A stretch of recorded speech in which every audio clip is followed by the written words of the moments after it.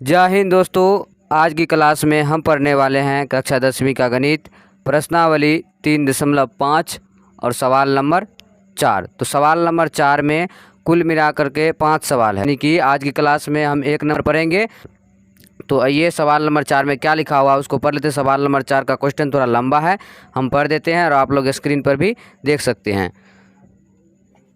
तो सवाल नंबर 4 में लिखा हुआ है, निम्न समस्याओं में रैखिक समीकरणों के युग्म बनाइए और उनके हल यदि उनका अस्तित्व हो तो किसी बीजगणितीय विधि से ज्ञात कीजिए। यानी कह रहा है किसी भी यानी किसी जो कह रहा है, इसका मतलब क्या हुआ कि कोई भी विधि से ज्ञात करना है।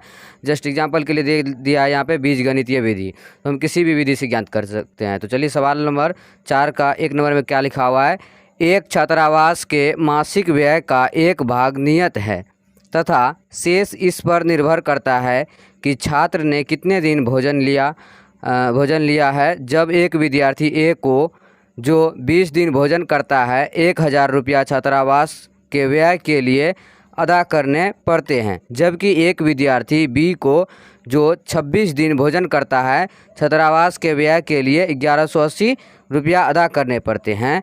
तो नियत व्यय और प्रतिदिन के भोजन का मूल्य ज्ञात कीजिए। अब देखिए, जितना पढ़ने में सवाल लंबा है उतना बनाने में नहीं है। अगर इस सवाल को समझ जाइएगा, बस थोड़ा सा सवाल थोड़ा सा है, नहीं कि लंबा बिल्कुल नहीं है। तो चलिए सवाल को हम क्या करेंगे, एक एक करके पढ़ेंगे और एक एक करके हल करेंगे। तो देखिए सवाल में पहले क्या लिखा हुआ था, एक छात्रावास यानी सबसे अंतिम में देख लेते हैं। इसमें क्या करा है, नियत व्यय और प्रतिदिन के भोजन का मूल्य ज्ञात करें। हम क्या क्या ज्ञात करना है, नियत व्यय और प्रतिदिन का भोजन। तो चलिए यहाँ पे हम लिखेंगे पहले नियत व्यय। तो हमें तो पता नहीं है कि नियत व्यय कितना है, तो हम कौन सा सवाल हल कर रहे हैं, सवाल नंबर 4 का 1। तो हम यहाँ पे लिखेंगे माना कि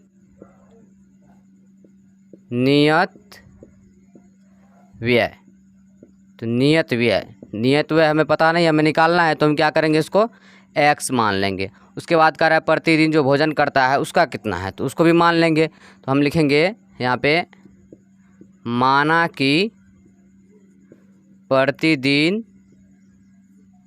भोजन का व्यय।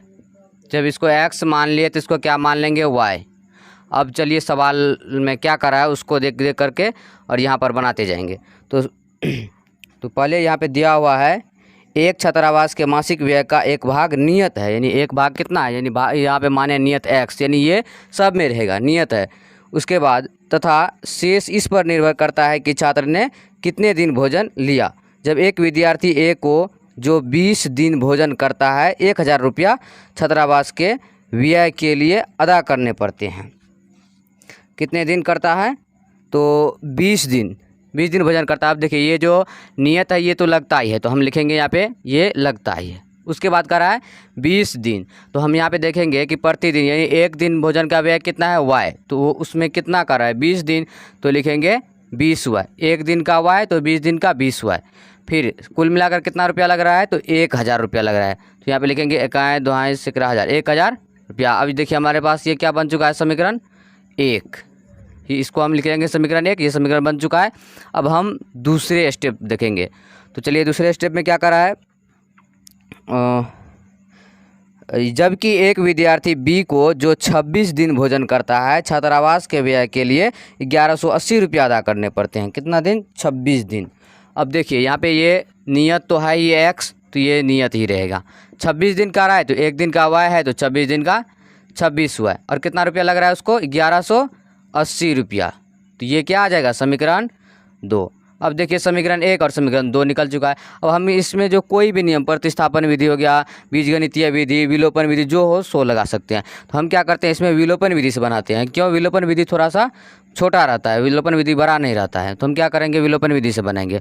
तो यहाँ पे लिखेंगे विलोपन विधि से।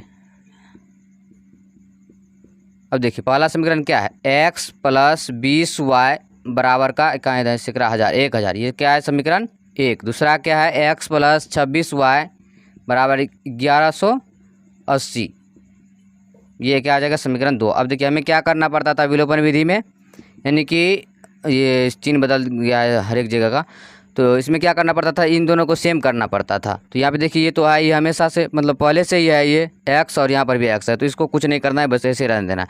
अब देखिए x प्लस का x माइनस का ये कट जाएगा उधर। उसके बाद 20 हुआ किस चीज़ में प्लस में, 26 हुआ किस चीज़ में माइनस में, कितना आ जाएगा माइनस का 6 हुआ बराबर। उसके बाद यहाँ पे देखिए 1000 प्लस में है और 1180 किस चीज़ में है, माइनस में है, तो यहाँ पे कितना आ जाएगा माइनस का 180।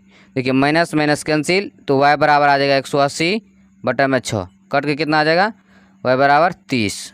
अब देखिए y का मान कितना निकला 30। अब y का मान चाहे हम समीकरण 1 में रखें या समीकरण 2 में रखें, उसका मान निकल जाएगा। हम क्या करते हैं, y का मान समीकरण 1 में रख देते हैं, लिखेंगे y का मान समीकरण 1 में रखने पर, तो समीकरण 1 कितना है, x प्लस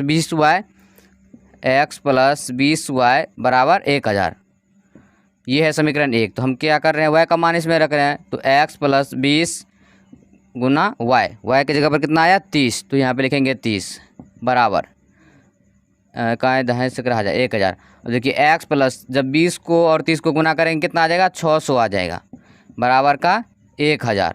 तो x बराबर 1000 है इधर, तो 1000 दे देंगे, प्लस का 600 ऐसा रहेगा तो माइनस का 600, तो x बराबर कितना आ जाएगा 1000 में से 600 हो जाएगा तो 400। अब देखिए x बराबर कितना निकला 400 और y बराबर 30। अब देखिए यहाँ पे हम क्या किए थे, नियत व्यय कितना मान लिए थे x, तो x बराबर कितना निकला 400, तो ये कितना आ जाएगा 400। उसके बाद प्रतिदिन यानी एक दिन का भोजन का जो व्यय था वो कितना मान लिए थे y, तो यहाँ पे y बराबर निकला 30, तो ये आ जाएगा 30। बस यही हमारा आंसर आ जाएगा। अब